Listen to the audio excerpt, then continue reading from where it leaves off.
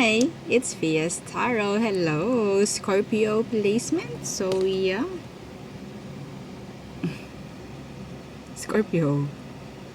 Okay, so this is for Scorpio placement. Sun, Moon, Rising, Venus. And, again, kung may mga tanong po, mag-message na lang. Direct message me sa akin pong legit FB page. And yes, kung may tanong pagdating po sa private reading yan sa ating mga charms, yeah, they're all available. Limited stock yung ating mga nasa bottle. Okay, so yeah, mag-message na lang po para malaman, okay, kung ano pa ba ang meron, o di po ba? So yes, let's start the reading. Scorpio placements. Okay, so anong meron ngayong July for Scorpios? What's with you? Anong meron? Anong kailangan mong malaman? Okay, Scorpio, let's get 3. Oh my gosh, this is too many. Let's get 3. 1 and the 2 and the 3. Okay. Let's see. First card. Bad health. Okay. Thief. Piling-pili, Scorpio, ha? Piling-pili, ha? Oh, poverty. Piling-pili talaga, ha? Anong meron dito? Ha? Anong meron dito, Scorpio? Bakit ganyan ang card nyo? Ano na naman? Anong meron? Great fortune nasa ilalim nitong deck. Ano na naman ang meron dyan? Na? So, clarify natin po, ha? Okay? So, medyo nasa low frequency itong energy na nakikita ko.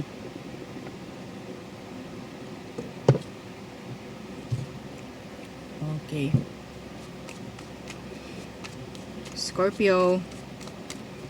So, what's with this bad health?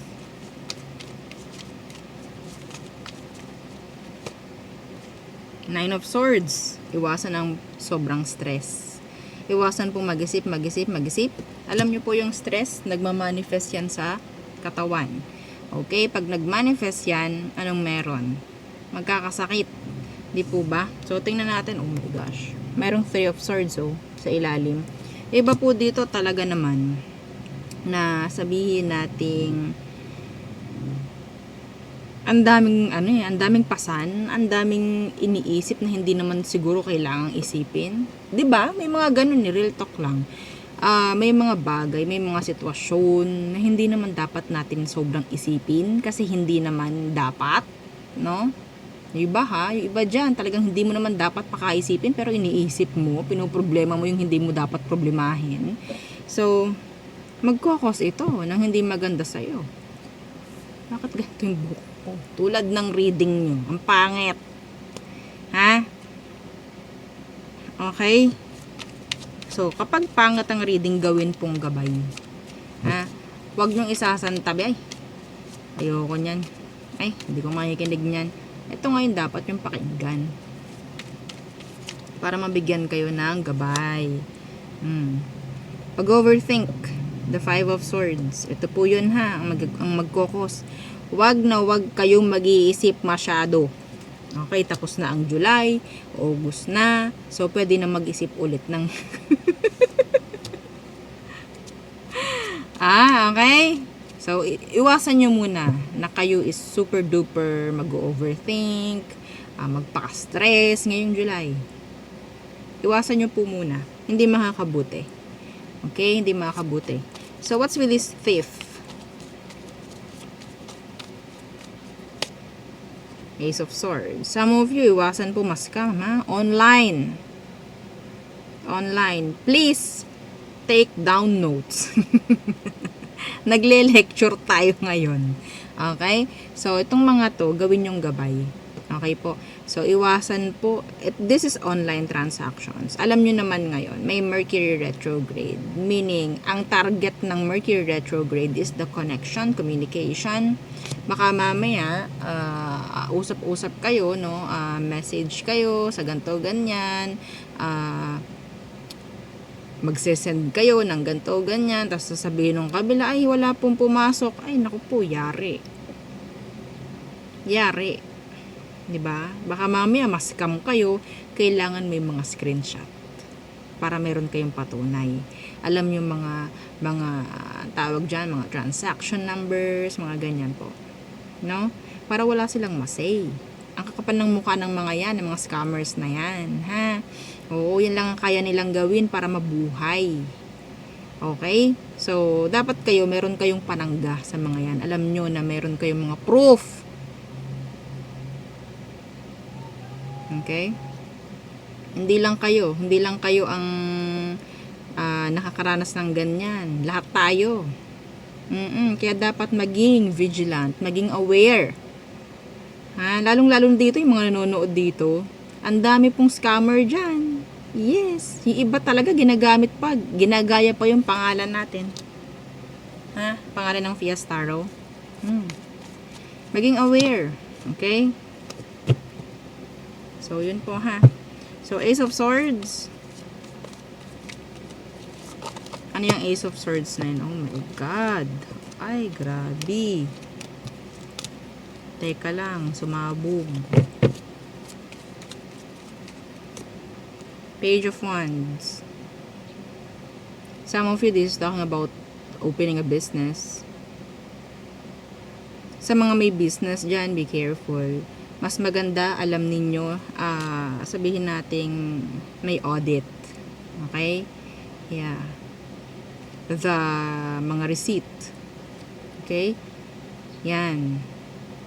Lalo na kung may mga partner kayo pagdating sa pagbibusiness. Ay, naku, kahit sabihin ninyong kakilala ko naman po or karelasyon ko nga po mas maganda tayo ay sigurado, no? Oo, sa mga ginagawa, sa mga nangyayari sa paligid, lalo na pera usapan. Ha? Tiwala. Ay, naku. Diyos ko po. My gosh. Oh, meron ditong poverty. Scorpio, ha? Be careful ngayong buwan ng July. Please. We have here poverty. Okay. Maraming mga ngailangan sa'yo actually. This is channeled message. May mga energy vampires na nakapaligid sa'yo this July na magde-drain sa inyo emotionally, financially, physically. Parang feeling mo drain ka. Feeling mo, parang wala akong gana. Every time na meron kang makakausap na tao, mga ganyan, katabi mo siya, pero parang feeling mo, alisin nyo yung mga yan. Okay? So, what's with this poverty? Para silang para silang mga lowbat na cellphone, and then, ikaw yung nakikita nilang pwedeng mag-charge sa kanila. And then what? Kapag okay na sila, they will leave you what? They will leave you kawawa. O, diba? Maybe some of them, hindi sila aware na sila ay energy vampires. Okay? So, what's with this poverty? Judgment in the reversed. And then, a high priestess in reversed. This is good. Okay? May mga ipapakitang sign sa'yo sa universe. Yeah. Para malaman mo kung sino tong mga to. Pwede sa pakiramdam mo. Yan, mga ganyan. And, yeah. I think this is like your intuition. Okay? Your intuition. So, kung ikaw man is makakaisip ng ganito, ganyan, pagdating sa isang tao, at feeling mo negative siya, alisan mo na agad. Alisin mo agad. Huwag kang magdalawang isip. Iwasan mo. Kung hindi mo sila kayang i-cut off, iwasan mo. Like, hindi ko po sila pwedeng alisan or iwasan mo na lang. Like, huwag ka na masyadong makipag-usap, mga ganyan. Try mo. Depende rin sa'yo. Depende rin sa'yo. Ikaw naman yan Okay, pero yeah. Again, gabay mo to ngayong July. Okay? So you have here 31, 24, and 37.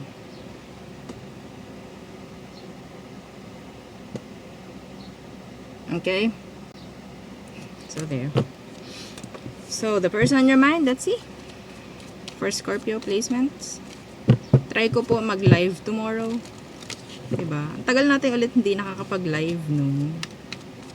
Yeah. Nasa ibang place ako that time. Bukas. Pero try natin mag-live doon. So, Scorpio. The person on your mind. Somebody's nervous. Feeling nervous. So, anong situation ninyo nitong taong to, Scorpio? The Queen of Cups in the reversed. And then, the Eight of Swords. Sapat na ba ang mga naibigay ko? Kulang pa ba ang mga naibigay ko? Naibigay ko na lahat, pero bakit ganun? Parang kulang pa rin. Ang daming gumugulo sa isipan. Bakit ganun? Yeah, we have here the Four of Wands in reverse. Bakit ganun? Parang hindi ko pa rin maramdaman na talagang nagiging okay or kami na talaga. Pero yes, 'di ba? Binibigay at ibinibigay yung parang mga sa tingin mong kailangan sa sitwasyon. Pero yeah. Meron din ditong nalulumbay dahil hindi andun yung limitations, andun yung limit. Okay? Some of you, ito I don't know kung paano mo malalaman to, pero your person, sabihin nating meron silang limitations pagdating sa'yo. They can't express their emotion pagdating sa'yo like 100%. Para silang may limit or para silang ups hanggang dito lang. Parang hanggang dito lang.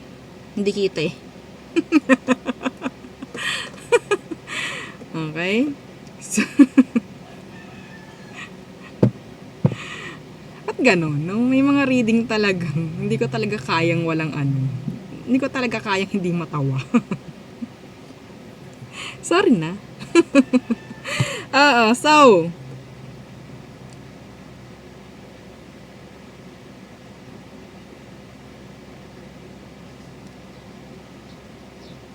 yeah. Okay, anything like parang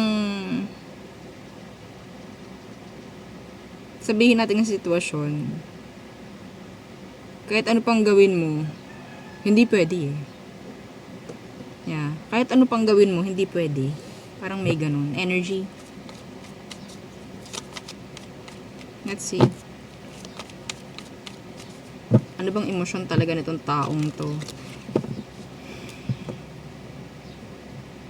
Andun yung pagiging stuck.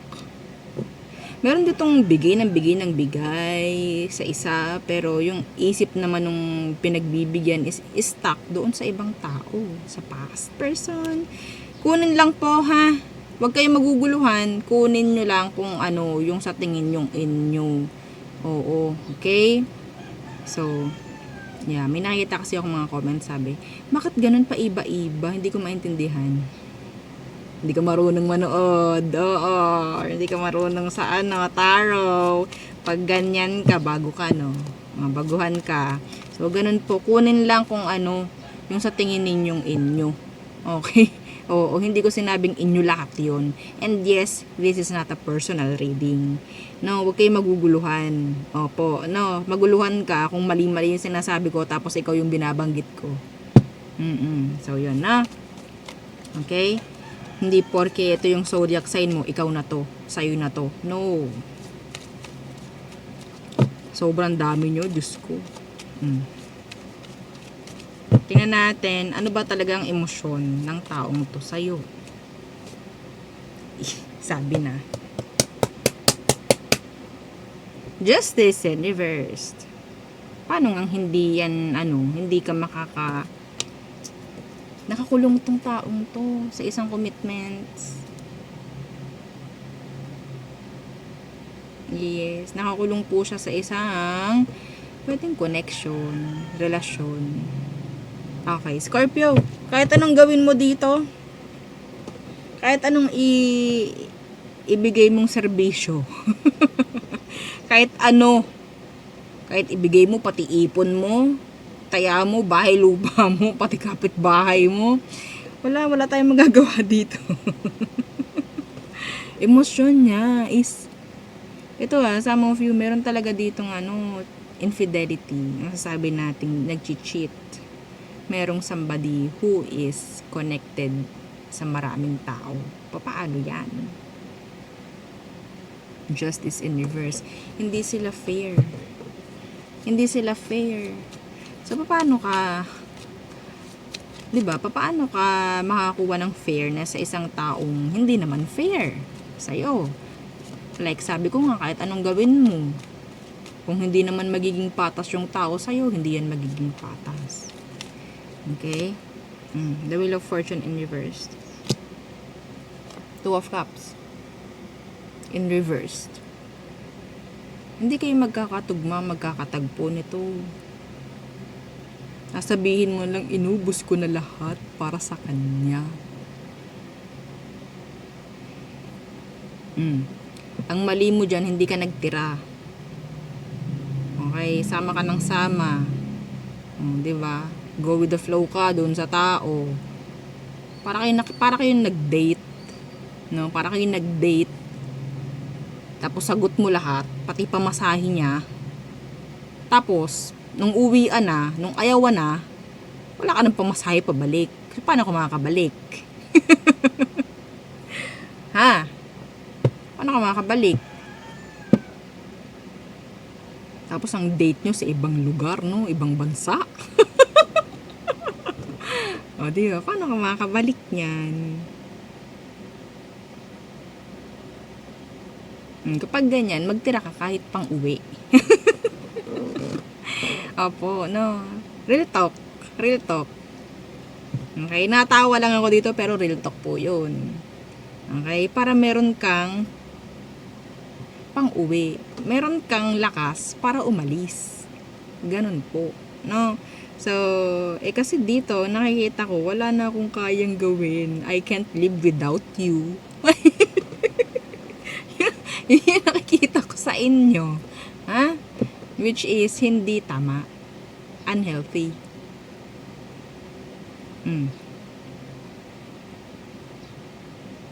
Madam, kasi hindi ko alam na meron siyang iba. Well, wala kang kasalanan dito. Wala kang kasalanan. Na, kung wala kang alam, na wala kang idea na merong iba to. Pero, bakit hindi ka nakaramdam na itong taong ito is unfair na nga? Bakit doon pa lang hindi ka na gumawa ng aksyon? Doon lang. No? Yun lang. Okay, anyway. Kasi, madam, baka sakali eh. Doon na tayo lagi sa baka sakali eh. Baka sakali, baka this time, maging okay na. Ganon lagi. Well, hindi ko kayo masisisi. Kasi syempre, gusto mo yung tao, lahat gagawin mo, di ba? Okay, next action niya. Four of Wands. Next action is the Four of Wands, and then, pipiliin ka na ba? Or ikaw ba talaga ang gusto? The universe. We have here the Ten of Swords. We have here the Queen of Wands in reverse. Okay, so ang nakuha ko dito, ikaw yung legal. Scorpio, ikaw yung legal. No? Kaya lahat ginagawa mo, hindi naman siya fair sa'yo. Kahit anong gawin. Kahit anong gawin mo. May anak po kami, kasal po kami, ganto, ganyan. Kaya po ginagawa ko lahat. No? Oo, pwedeng may kasal dito because nandito yung justice. Okay, tas meron pang Four of Wands dito. Sa tingin ko itong taong to, next action niya is pwedeng bumalik sa'yo or nandyan pa rin siya, hindi ka para iwan. Pero hindi pa rin niya maisasantabi yung pangangaliwa niya. Ayun ang sasabihin ko sa'yo. Hindi niya maisasantabi yun. Hindi niya parang, okay, alsin ko na lang to. Like, kinabukasan, wala na. Okay na. No. Hindi ganun. Okay? Ay no, may 10 of swords dito na naka-reversed. Pero, ang maganda rito is, gagawa niya ng paraan. Gagawa niya ng action. So, yun naman tayo, no? Andiyan naman tayo sa para tayong hahangad. Mag-expect, no? Nang, ay, okay, sana. Ayan naman tayo sa sana eh. Itong gagawin niya, no? Na pakikipag-ayos or sabihin nating, ayusin na niya nga, no? Yung sitwasyon nyo. Magkaroon ka ng boundaries dito. Healthy boundaries. Okay? Magkaroon ka ng healthy boundaries, hindi tulad nung dati. Hindi tulad nung dati na ikaw ay talagang wini-welcome mo pa siya. Diba? With open arms. Hindi mo na pwedeng gawin yan this time. Advice ko sa'yo, hindi mo na yun pwedeng gawin ngayon. Yeah, this time. Kung sakali man, nagagawin niya tong pakikipag-ayos na to. Hindi mo na siya pwedeng i-welcome like tulad ng dati mong pag-welcome sa kanya. Tingnan natin outcome. Kung gusto mo may babago, baguhin mo rin. Okay? Huwag mong papakita sa taong to kung ano ang next action mo. Kasi alam nito kung anong pwedeng mong gawin. Alam niya, natatanggapin mo siya. Alam niya na ganoon ka pa rin. Ibahin mo na yun, baliin mo na yung mga paniniwala niyang yun. Okay? So, tingnan natin, ano ba ang meron pagdating sa outcome. Potential outcome this July. Let's see, ngayon na ba mangyayari yung pagkakaaroon ng pagkakaayos? Pagpili sa'yo? Muli, tingnan natin. Page of Wands, this is a fresh new start. Okay, and then the Emperor in reverse. May mga pagbabago dito. Okay, excuse me. So, may mga gagawin ito paunti-unti this July. Wala pa ako nakikita ng pagpili. Wala pa, pero paunti-unti meron na itong mga gagawin. Hindi pa niya tatanggalin yung third party dito. Hindi pa ngayong July. Hindi pa po. Okay? Ang mangyayari dito, may makikita kang mga pagbabago paunti-unti. So, may Emperor na naka-reverse. Hindi pa po ito responsable. O hindi pa po ito pwedeng talagang dependihan. O parang ganyan. Or sandalan. Hindi pa po. Inconsistent pa po ang galaw nito ngayong July. Okay? Pero huwag ka mag-alala kasi nakitaan naman natin na yes. Gagawa ito ng way. Unti-unti. Unti-unti po. Ha? Okay? So, ang gagawin mo sa part mo is to heal. To heal. Okay? Kapag ito pinabalik mo na meron kang trust issue, hindi kayo magkakaroon ng pagkakaayos. Maniwala ka sa akin. Kung stuck ka sa mga trauma na nangyari sa inyo, hindi ka tayo makasisisi dun. Kasi, tatak yan nakatatak yan sa'yo. No? Para yung peklat na meron pa rin, merong naiwan. Pero kailangan mong i-heal yun. Okay, yung mga sugat na nangyari, yung mga sugat na naibigay sa'yo nitong taong to. Okay, hindi mo siya pwedeng i-welcome na ikaw ay galos-galos. Okay? Oo. Kasi kapag winelcome mo ulit yan, nang hindi ka okay, para tong tinik, para tong rose, maganda, pero pag hinawakan mo, sugat-sugat ka ulit. Ganon siya. So, yeah! Yun ang aking reading for you, Scorpio placements. Again, please don't forget to like, share, and subscribe, and follow every page. And yung sa nating YouTube channel na nasa description box below. Again, thank you. Goodbye.